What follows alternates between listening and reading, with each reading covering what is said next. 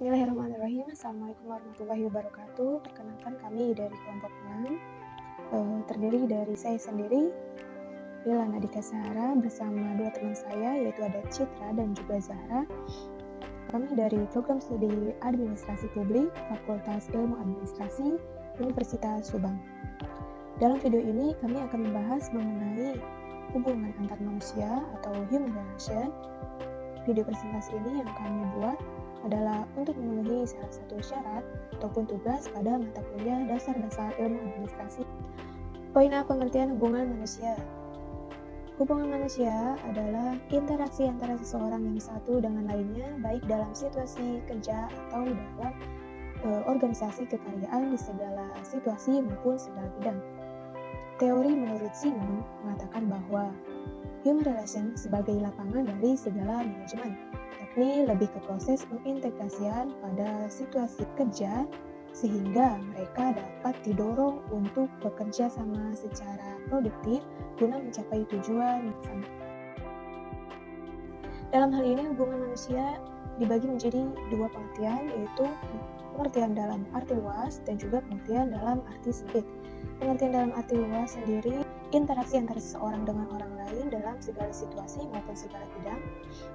Jadi hubungan manusia itu dilakukan bisa di mana saja, bisa dilakukan di rumah, di luar rumah, di dalam kendaraan umum ataupun juga yang lainnya. Untuk pengertian dalam arti sempit adalah interaksi antara seseorang dengan orang lain, akan tetapi interaksi di sini hanyalah dalam situasi kerja ataupun dalam suatu organisasi kerja. Faktor komunikasi dalam human relation. Faktor komunikasi adalah saluran dalam organisasi kerja untuk mempengaruhi mekanisme guna melakukan suatu perubahan ataupun inovasi. Masalah komunikasi ini sangat menentukan arah suatu organisasi tersebut. Terdapat dua pola dalam komunikasi organisasi, yaitu pola komunikasi yang formal dan juga komunikasi yang non formal. Untuk komunikasi yang formal sendiri juga dibagi lagi menjadi 3 bagian, antara lain komunikasi vertikal, komunikasi horizontal, dan juga komunikasi diagonal. Untuk komunikasi vertikal, itu bentuknya seperti komunikasi yang terjadi antara pihak yang memiliki perbedaan tingkatan atau kedudukan dalam suatu organisasi.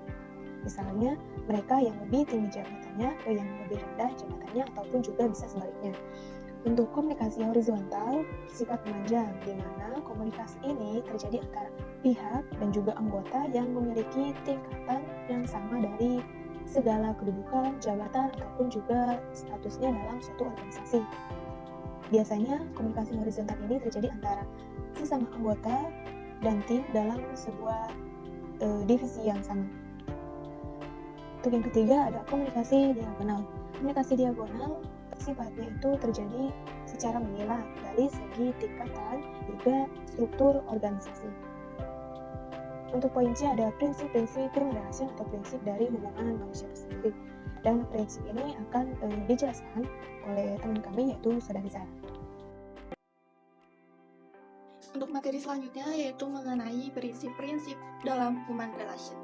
Antara lain, yang pertama yaitu importance of individual, yaitu memperhatikan kepentingan atau keperluan perusahaan bagi setiap masing-masing individu sebagai pegawai, pekerja, dan lain sebagainya. Untuk yang kedua yaitu saling menerima atau mutual acceptance, yaitu saling pengertian, menerima dan memahami antara pimpinan dan bawahan dalam melakukan tugas-tugas dan fungsi-fungsinya. Untuk yang ketiga yaitu standar moral yang tinggi atau high moral standard, yaitu memperhatikan standar moral yang tinggi pada setiap sikap dan perilaku sebagai representasional pimpinan dan pekerja. Untuk yang keempat yaitu kepentingan bersama demi tercapainya tujuan dan kepentingan bersama itu sendiri. Untuk yang kelima adalah keterbukaan komunikasi atau open communication. Maksud keterbukaan komunikasi adalah prinsip melakukan suatu komunikasi terbuka untuk menciptakan saling pengertian dan pemahaman mengenai instruksi pelaksanaan tugas efektif dan lain sebagainya. Untuk yang keenam yaitu partisipasi, melibatkan partisipan yang menyampaikan pendapat, ide, dan sumbang saran bagi semua tingkatan manajemen untuk mencapai tujuan bersama. Untuk materi selanjutnya yaitu mengenai fungsi human relation. Untuk yang pertama yaitu mengatasi atau meminimalisir terjadinya konflik dalam suatu organisasi. Apabila dalam suatu kegiatan atau organisasi pihak manajemen sudah dapat melaksanakan hubungan manusiawi dengan baik, maka konflik yang disebabkan oleh ketidaklancarannya komunikasi internal dapat diperkecil atau bahkan dihilangkan. Yang kedua yaitu memberi nasihat kepada pemimpin tentang cara-cara mengendalikan pendapat umum sebagaimana mestinya. Yang ketiga yaitu meningkatkan rasa tanggung jawab semua anggota dan melibatkan mereka dalam organisasi-organisasi kepentingan, sehingga nanti akan memunculkan sikap saling menghargai tugas-tugas mereka masing-masing, sehingga dapat meningkatkan semangat persatuan dan kebersamaan dalam kerja. Perkenalkan, saya Citra Kania Rumana. Di sini saya akan menjelaskan tentang tujuan human relation. Tujuan human relation pada dasarnya untuk menciptakan suatu kerjasama yang akrab dan selayaknya dengan hasil kerja yang memuaskan. Oleh karena itu, sudah selayaknya dari kita berusaha untuk selalu menerapkan prinsip-prinsip human relation demi terciptanya hubungan yang baik.